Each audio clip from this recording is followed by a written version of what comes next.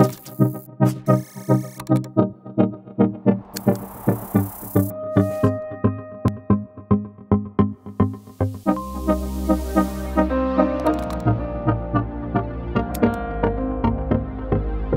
sommes à Marseille, dans un hôtel des Postes, l'hôtel des Postes Colbert à Marseille, qui est un joli édifice, mais qui a dû être revu de fond en comble pour être rénové et donner satisfaction à la Poste pour pouvoir y exercer ses activités qui, bien sûr, évoluent avec le temps, puisque l'activité de la Poste n'est plus la même aujourd'hui qu'il y a ne serait-ce que 5 ou 10 ans.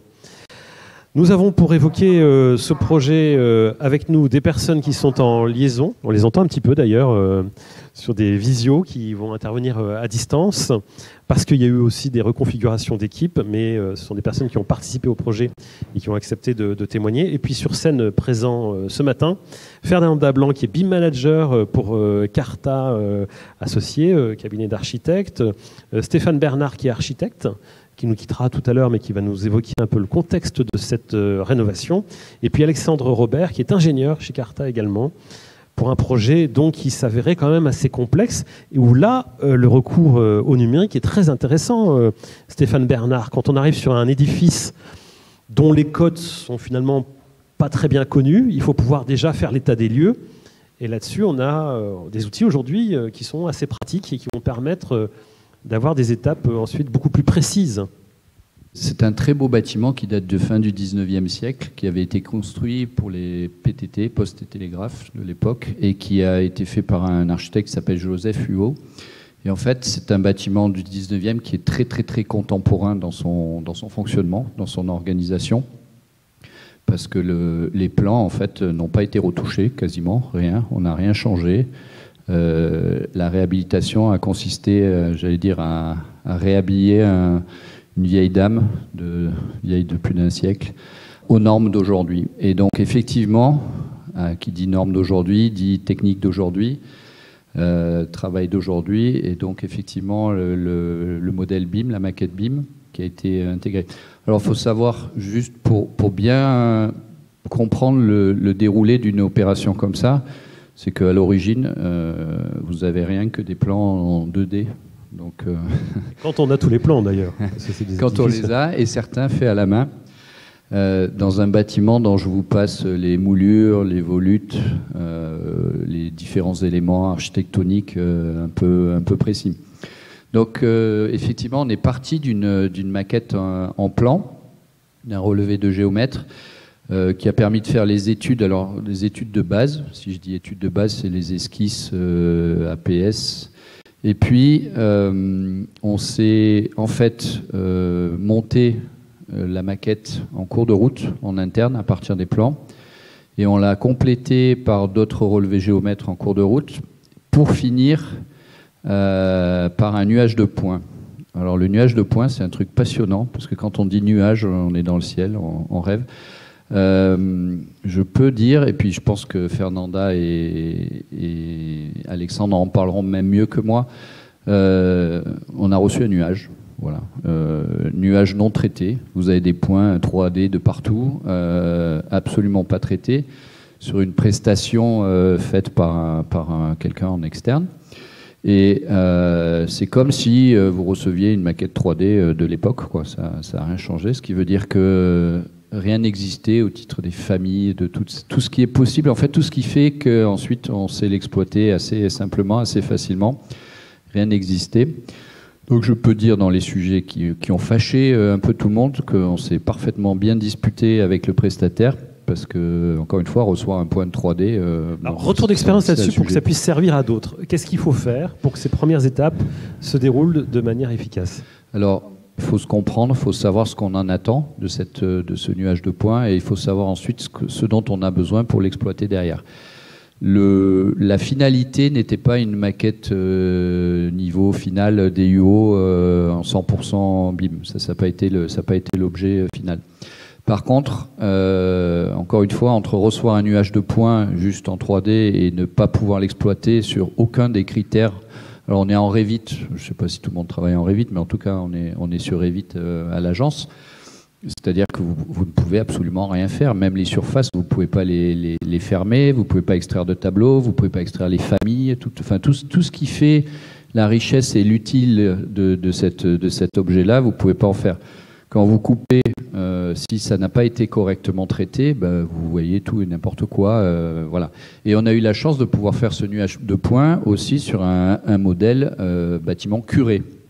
Alors ça, c'est important parce que bâtiment, quand je dis bâtiment curé, alors quasi 100%. Donc il était inoccupé au moment où... Le bâtiment était inoccupé ouais. Et avait été curé pour des raisons très particulières. C'est que ce bâtiment, il était amianté, sol, mur, plafond, plombé, sol, mur, plafond. Voilà, je vais passer d'autres péripéties du chantier, mais en tout cas, on a eu la chance en fait d'avoir l'exosquelette structure de ce bâtiment, ce qui veut dire que finalement le relevé de nuages de points était, j'allais dire, assez précis, parce que j'ai eu d'autres relevés de nuages de points sur des bâtiments existants. Vous avez tout, hein. Si on a laissé un bout de meuble, vous avez le meuble. Si vous avez, donc voilà, ça c'est très important. Et donc encore une fois, l'élément important, au-delà de se dire on a reçu un nuage de points, c'est comment on le traite. Effectivement, dans une opération comme ça, les relevés, c'est la partie la plus importante parce que c'est la base de nos données. Mais à partir d'un nuage de points, on a 3 phases. On a d'abord les relevés sur place qui va récupérer les nuages. Après, on a les traitements de données où on va pouvoir dire c'est ce qui c'est faux et vérifier la faisabilité et la fiabilité de ces informations-là.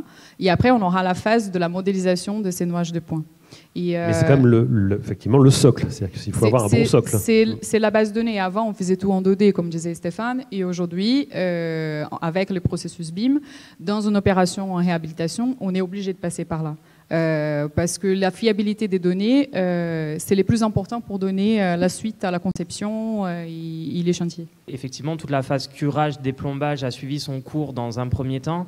Il a fallu attendre quand même que le chantier, enfin cette phase de chantier-là soit énormément avancée pour pouvoir avoir accès à toutes les zones du bâtiment et notamment les combles où on y reviendra plus tard. On a toute la partie technique qui se trouve à cet endroit-là et qui nous a posé beaucoup de problèmes en synthèse, et sans ce nuage de points et sans cette interprétation-là, on n'aurait pas pu, enfin, en tout cas difficilement pu y arriver et on aurait mis beaucoup plus de temps.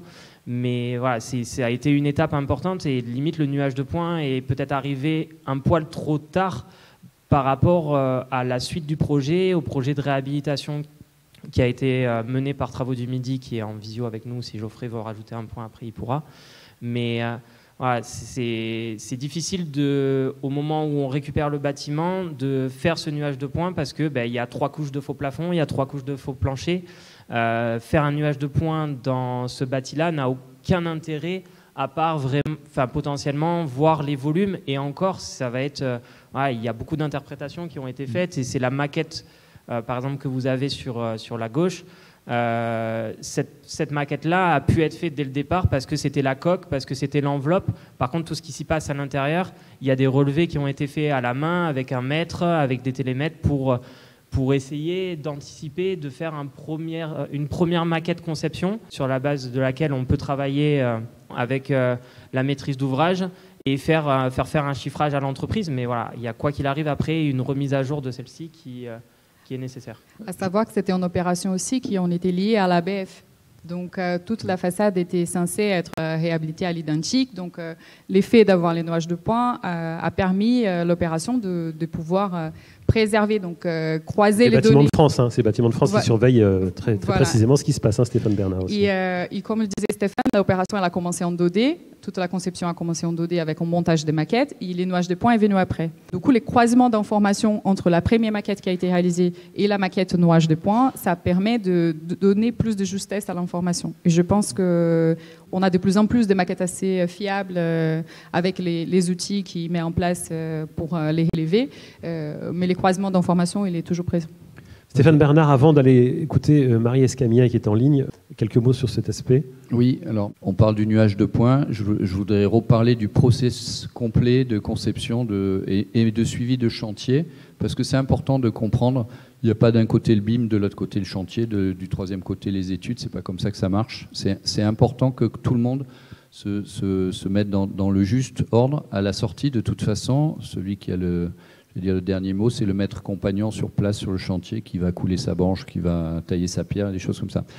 Pourquoi je dis ça? C'est que le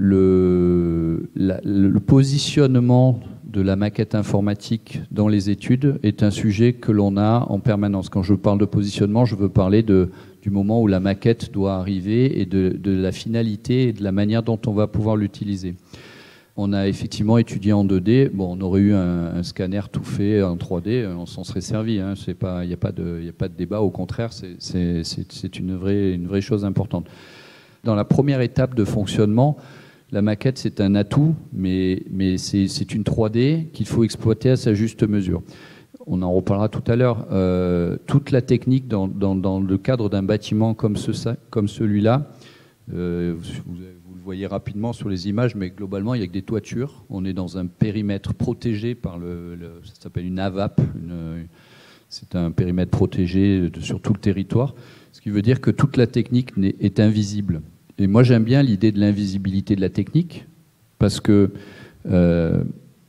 encore une fois, en réhabilitation, c'est d'arriver à réhabiller une vieille dame sans que ça se voit. Et c'est hyper important.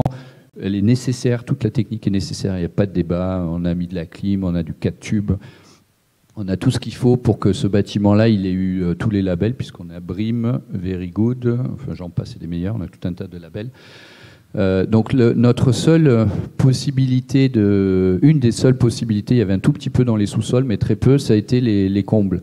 Et effectivement, la maquette numérique, elle a fait exploser au grand jour des choses dont on se doutait un peu, mais qu'on ne pouvait pas faire au préalablement, parce que le bâtiment était amianté, donc non curé, donc on n'a pas pu aller faire, même envoyer un scanner dans une toiture. Dans ce pays, si c'est amianté, vous avez le droit de rien faire. Donc vous oubliez l'idée même d'avoir un nuage de points dans une toiture amiantée. Donc on a dû attendre le curage pour pouvoir aller se rendre compte, globalement, de 100% de la tête de la charpente. Quand vous avez une charpente qui franchit entre 12 et 15 mètres, avec des bois qui font 70 cm d'épaisseur, des fermes tout en chêne massif, etc., etc., que vous avez prévu de passer des tuyaux vaguement en regardant une coupe, enfin vaguement, pas vaguement, mais en tout cas en estimant sur une coupe, et qu'ensuite vous arrivez dans la vraie vie, là je peux vous dire que la maquette numérique, elle sert. Mais encore une fois, et c'est pour ça que je dis que c'est un processus commun avec le maître de l'ouvrage, c'est que tout le monde doit comprendre les complexités qu'il y a en termes de réhabilitation. Ça ne sert à rien de dire je vous vends une maquette BIM comme ça pour ensuite dire ah oui mais elle n'est pas complète parce qu'on n'a pas pu aller faire ça. Et je pense qu'il n'y a rien de pire que de raconter des mauvaises histoires. C'est pour ça que moi j'aime bien dire aux gens qu'est-ce que vous en attendez de la maquette, comment on va pouvoir travailler avec. Ouais. Et c'est un vrai sujet. Justement, et on va poser la question, si vous êtes d'accord, Stéphane Bernard, à Marie Escamilla qui est en ligne, justement, qui est le maître d'ouvrage, la Poste IMO. Marie Escamilla, est-ce que la liaison fonctionne? Vous êtes normalement en liaison à distance parce que vous êtes sur une autre région. Et la Poste IMO, effectivement, a commandité ce travail. Bonjour, Marie Escamilla. Bonjour à tous, Stéphane, Alexandre, tous ceux que je connais. Donc moi, le BIM, c'est quelque chose d'un peu lointain pour moi. Donc sur la Poste Colbert, oui, j'imagine qu'en effet, au niveau conception, ça a été très important, surtout sur le travail dans les combles. Après, il faut se demander qui va l'utiliser après coup, après le chantier. C'est-à-dire qu'il faut des équipes de maintenance qui puissent l'utiliser, qui est ce qu'on n'a pas nous. On a du public, alors vous ne le savez pas, Marie Escamilla, parce que là où vous êtes, vous vous en rendez moins compte, mais on a un peu de public. On peut avoir des questions, alors que ce soit pour vous d'ailleurs, Marie ou Stéphane. Bonjour, Sabine Gérin, donc je suis représentante du maître d'ouvrage, le département de Vaucluse, sur des opérations de bâtiments en réhabilitation et en neuf.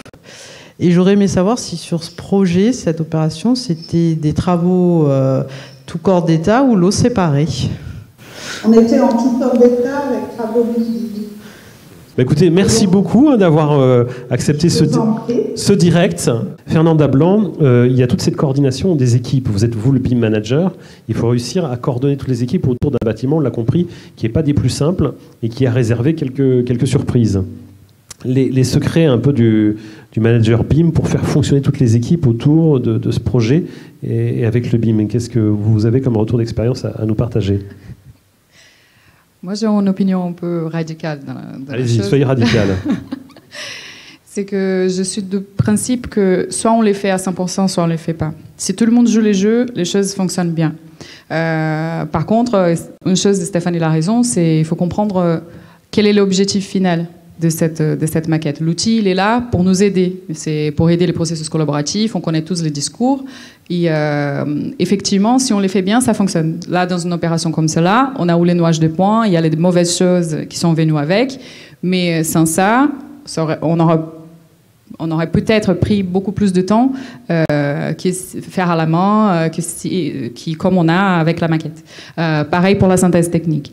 Donc, le BIM management, il vient juste à aider à jeter les règles de jeu au début.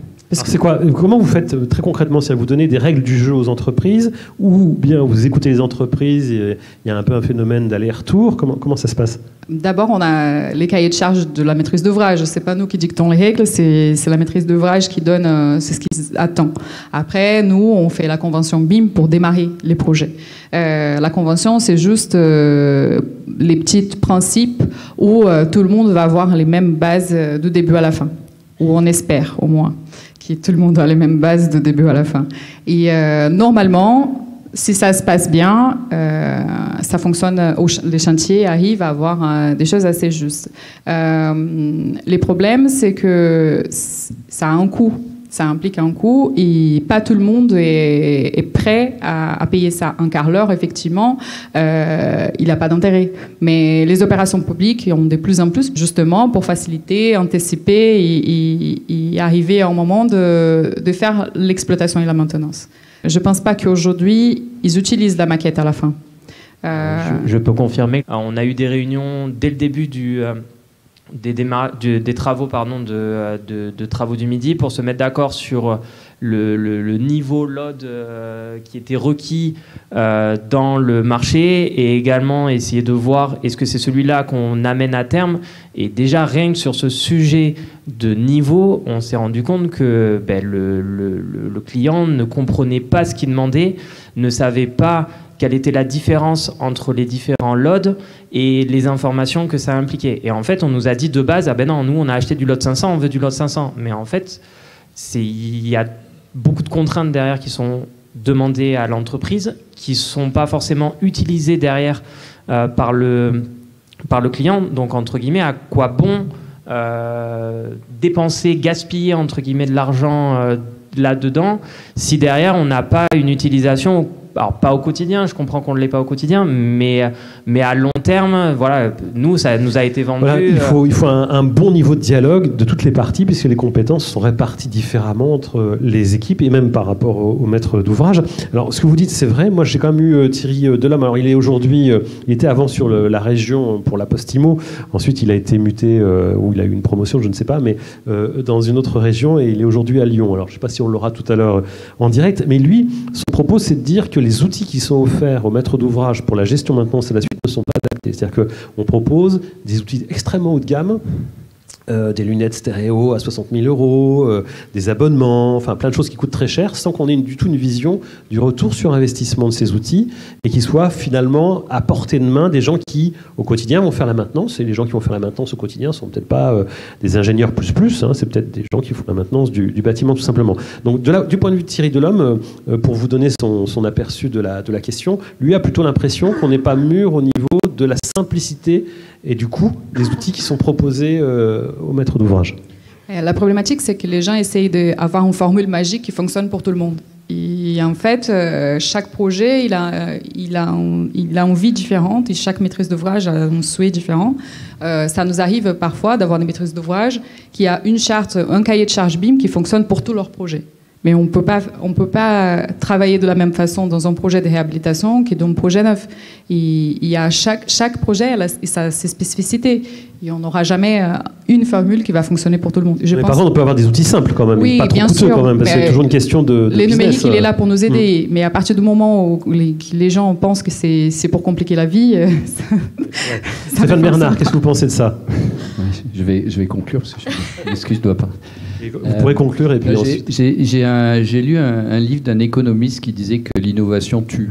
Dans le bon sens, hein. Attention, on n'est pas... C'est-à-dire que chaque innovation détruit un ancien système. Je ne parle pas d'emploi, je ne parle pas de ça, je parle d'une forme de renouvellement.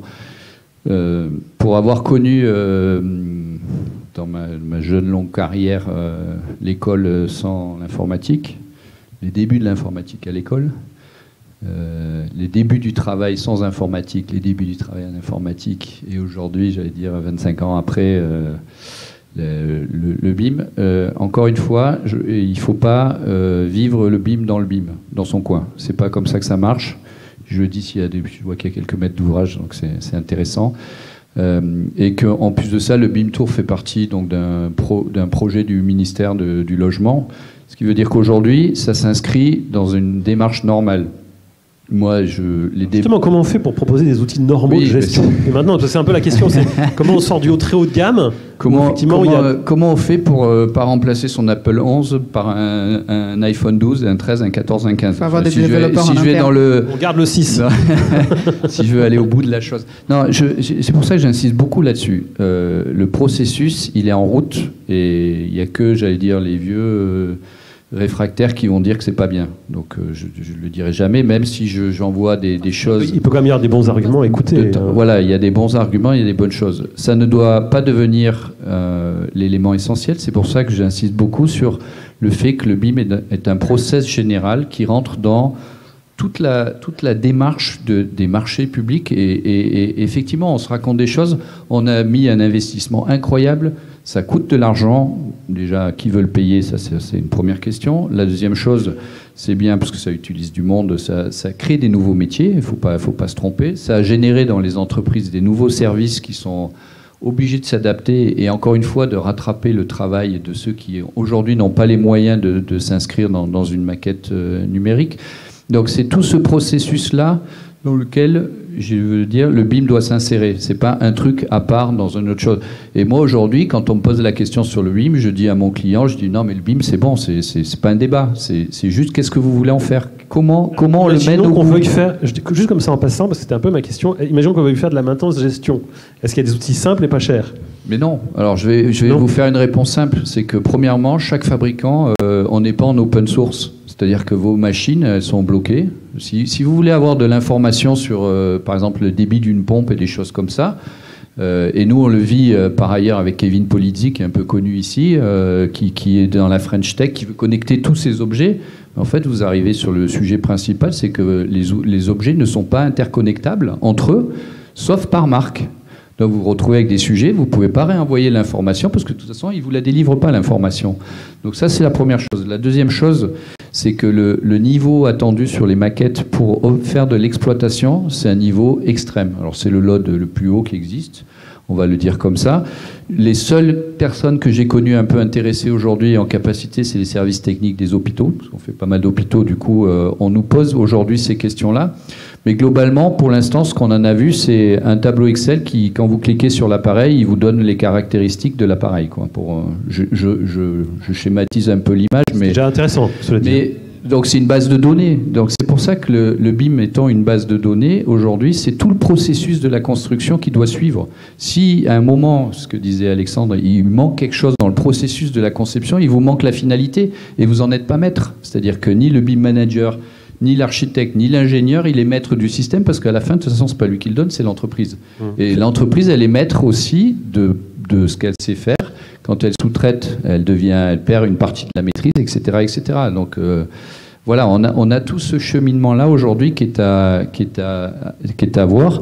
Et moi, j'engage tout le monde à bien repenser le processus général du BIM intégré dans la conception vis-à-vis d'un système de marché public. Alors, je parle des marchés publics, mais on est pareil dans le privé. Et en tout cas, la façon dont on peut connecter tout ça, les choses les unes après les autres pour obtenir une finalité. Fernanda Blanc, et ensuite des questions à la salle. Je ne sais pas si vous voulez réagir. C'est juste qu'aujourd'hui, il y a un phénomène par rapport à ce qu'est en train de dire Stéphane, qui est en train d'arriver pour pas mal de projets, c'est la saisie. En fait, on réalise des projets, on fait toutes les phases. Il y a un moment donné, la maîtrise d'ouvrage, quand elle ne veut pas forcément payer la maquette gestion et patrimoine de début, elle sous-traite une partie de service pour générer la maquette qui est spécifique pour la gestion du patrimoine. Très bien. Est-ce qu'il y a des questions, des remarques de votre part, des partages d'expériences que vous pourriez avoir envie de faire? Micro, merci. Bonjour, Amin Bougzala de BIM Team. Je souhaite savoir si la maîtrise d'ouvrage avait un AMO BIM ou c'était géré en interne. Et aussi une deuxième question, par rapport aux échanges, si vous avez trouvé des difficultés Est-ce que ça a été fait en IFC ou en natif, en Revit, si les entreprises travaillaient en Revit aussi? Merci. Alexandre Robert, alors est-ce qu'il y a un AMO? Alors non, il n'y avait pas un AMO en tout cas pour la partie BIM à proprement parler. Il y avait un AMO qui était Constructa, qui les assistait de manière globale et sur la partie BIM, mais sans avoir de compétences à proprement parler là-dessus, puisque c'est eux qui nous ont demandé au début de rester en lot 500 sans comprendre les problématiques et tout ce qui s'en suivait et l'utilisation derrière. Donc non, on n'a pas été en tout cas assisté et aidé sur cette partie-là. L'entreprise a travaillé en Revit de tout le long. La partie CVC, la partie ELEC ont joué le jeu dès le début pour la partie synthèse et surtout, comme on l'a vu, pour la partie modélisation dans les combes qui était vraiment le cœur de notre problématique sur ce projet-là.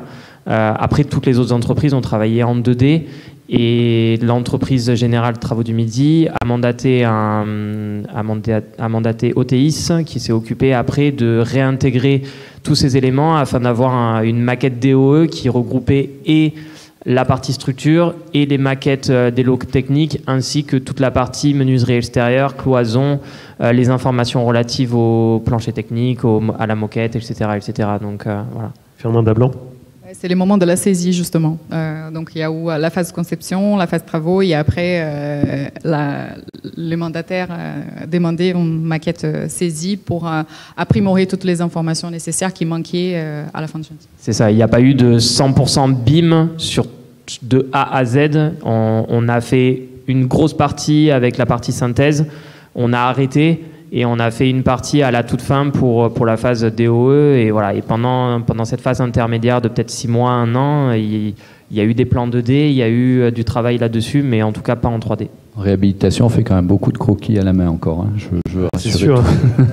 C'est bien d'ailleurs. C'est aussi une bonne chose. On n'a pas oublié que le serrurier, le ferronnier, quand il veut qu'on lui modifie une volute sur une ferronnerie d'escalier... Voilà, il y a encore ce travail-là, donc c'est cette avoir un crayon dans la poche. Constellation de travail qui est intéressante. Est-ce qu'il y avait d'autres questions, remarques? Oui. Une question, est-ce que les honoraires de maîtrise d'œuvre globalement ont été ajustés en fonction du fait que c'était à faire en BIM? Sujet sensible. Bon, ben voilà. On a eu une petite mission, une petite rallonge. Et encore une fois, je le redis, on a eu un maître d'ouvrage compréhensif et qui a compris les enjeux et qui s'est donné les moyens de ces enjeux. C'est le plus important, globalement. J'allais dire, c'est pas ce que ça coûte qui nous, bien sûr, ça nous aide à mettre beaucoup plus de monde et on a un investissement qui est colossal sur le matériel aussi, informatique. Hein. C'est-à-dire qu'en gros, les ordinateurs aujourd'hui, c'est tous des calculateurs, quoi, pour faire simple. Donc on a un investissement colossal là-dessus, on a un investissement... un peu chaîné qui sont les licences, puisque ça c'est quand même quelque chose qui est payant aujourd'hui, loué même, puisqu'on peut globalement plus les acheter. Alors on peut garder pareil, un iPhone 6, mais on évite, puisque chaque année ils rééditent des nouveaux modèles. Voilà, donc on a eu une petite mission, mais encore une fois c'est hyper rare. Voilà. Comme vous avez bien connu, vous l'aviez dit, l'avant BIM et l'apparition du BIM, est-ce qu'il y a au sein de l'agence, il y a eu une réinvention des services que vous pouviez faire, des missions que vous aviez pu vous réapproprier ou reproposer à des maîtres d'ouvrage ou faire plus de choses, quoi? Alors, je suis à l'ancienne. Je considère que l'architecte, c'est le maître de l'œuvre et que le maître de l'œuvre, il est responsable de son projet du début à la fin. Donc on a toujours conçu, construit et suivi nos chantiers. C'est une vraie philosophie en interne à l'agence. Ce qui veut dire qu'aujourd'hui, on a adapté l'outil à une philosophie générale de maître d'œuvre, qui est que notre métier, c'est d'organiser, de piloter tout ça et de construire les bâtiments. Donc fondamentalement, ça n'a pas changé les choses. Par contre, techniquement et en organisation interne, même si Fernanda est notre BIM manager, elle est architecte avant tout, il y a des affinités sur des choses importantes. Ça a nécessité des grosses réorganisations en interne, en tout cas en termes de temps de production, de méthodologie de production, pour un résultat qui est toujours un peu compliqué parce que ça dépend de la formation des gens. J'allais dire autant, pour faire simple, autant AutoCAD, c'est un logiciel, c'est une planche à dessin. Pour faire simple, on dessine en 2D, on fait des traits, ça se voit pas trop. Revit, quand vous commencez à couper et que c'est mal monté, c'est un désastre. Je le fais simple. Donc c'est nos sujets. Ces sujets-là sont toujours en cours de route, en interne. C'est-à-dire qu'on est toujours en train de travailler sur le graphisme, sur la question des choses. Et le vrai enjeu, c'est la formation des gens. Et c'est comme tout, c'est comme tout le sujet marketing, c'est qu'on ne vous forme jamais bien, hein. Sinon on ne vend plus d'heures de formation. Donc j'espère qu'il n'y a personne qui vend des logiciels Revit ici, mais globalement on veut toujours vous continuer à vous former, et aujourd'hui c'est un frein, je le dis clairement, c'est-à-dire que la formation des gens, j'ai jamais eu autant de gens, ah non mais ça je sais pas faire, ah mais ça c'est pas beau, ah oui mais c'est le logiciel qui sait pas le faire. Donc ça c'est le genre de truc, moi ça me rend dingue, ça, voilà, je suis un peu à l'ancienne par rapport à ça. Mais voilà, 12 ans après, globalement, ça doit plus être un sujet. C'est un sujet d'organisation, mais c'est plus un sujet de fond.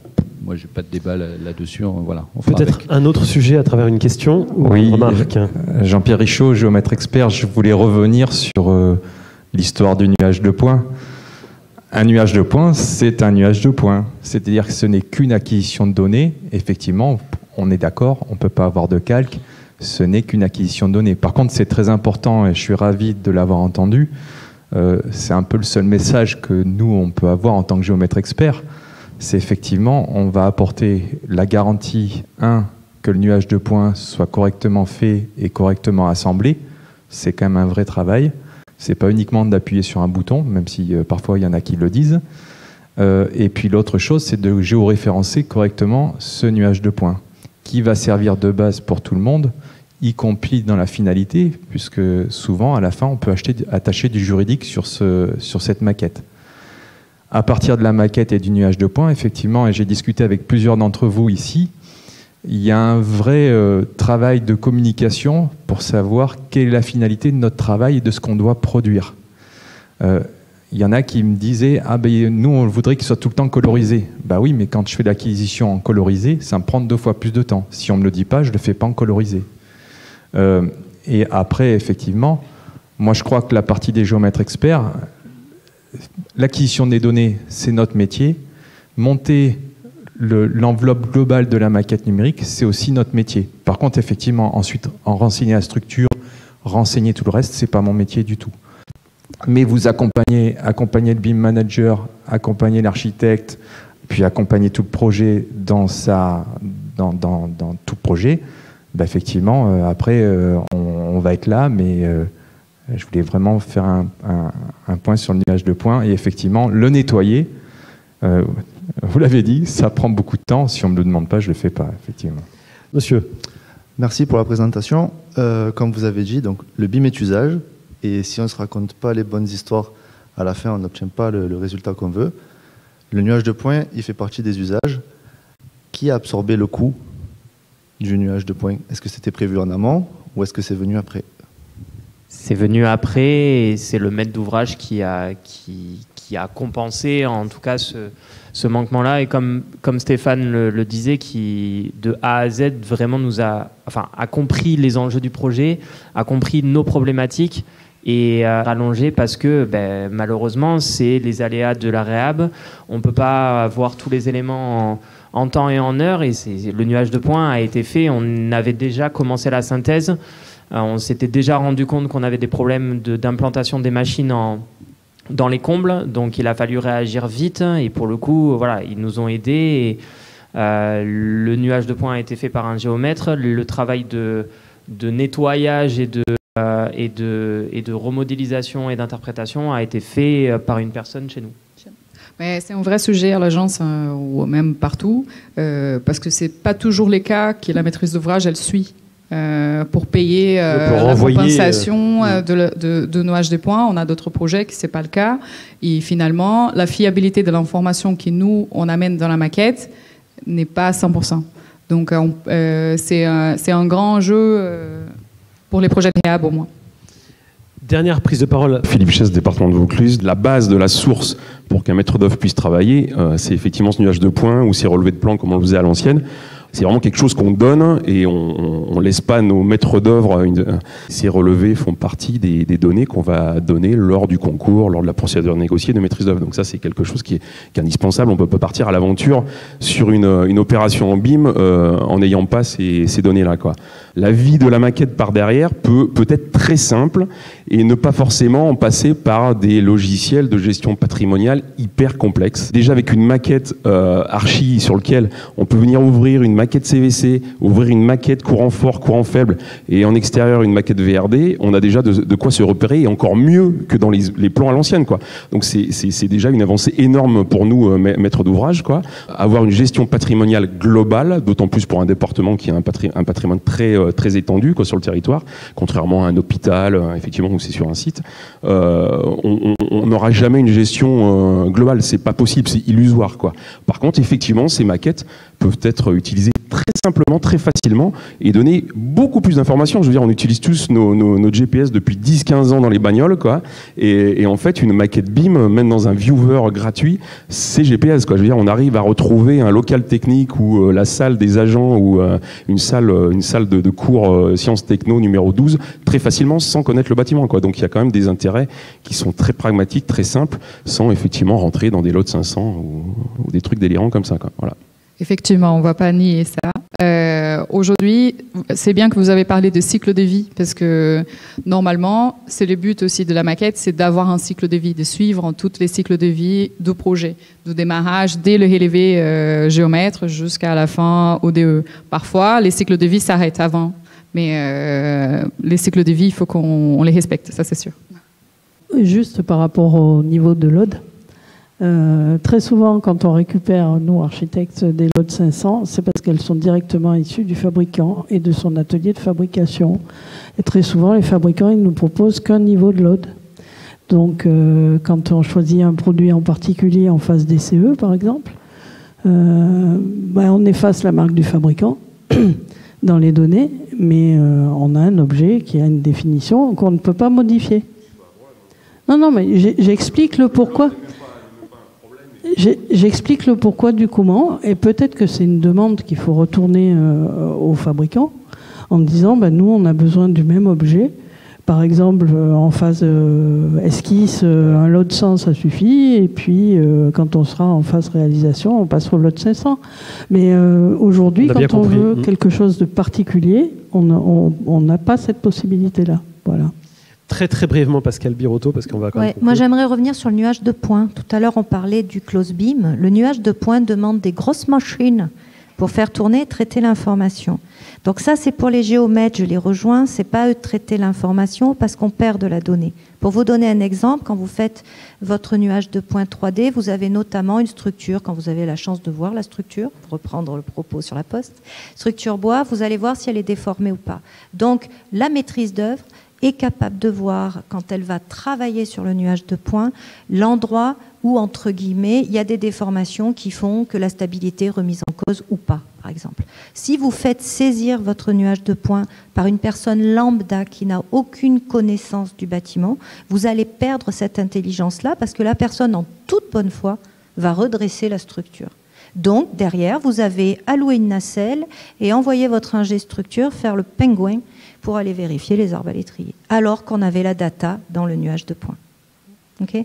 Donc c'est toujours la donnée, comme vous le disiez à juste titre, qui est essentielle. Comment on ne la perd pas pour gagner du temps et la véracité de la donnée qu'on conserve pendant toute la durée du projet.